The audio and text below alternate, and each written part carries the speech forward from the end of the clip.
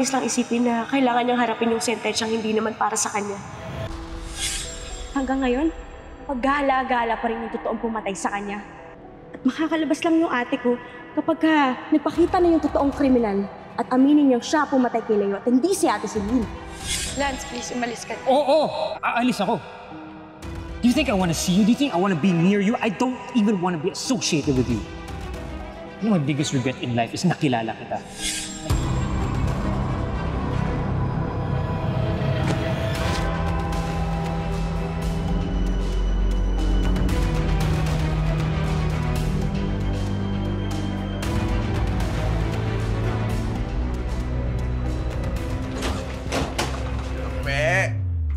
Oh.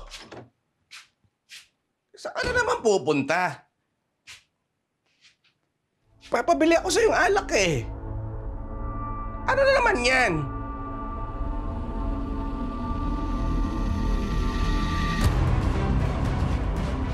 Hoy! Bumalik ka rito! Gina, magpahinga ka na muna ha. Pupuntahan ko lang si Tita Remy kasi hindi ko pa rin talaga makontak si nanay eh. Nung oras na oh.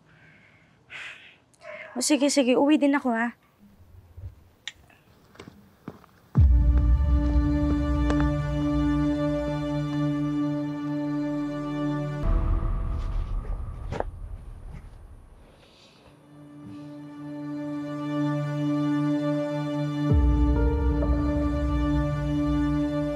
Tupe? Anong ginagawa mo dito? Tsaka ano yung hawak mo?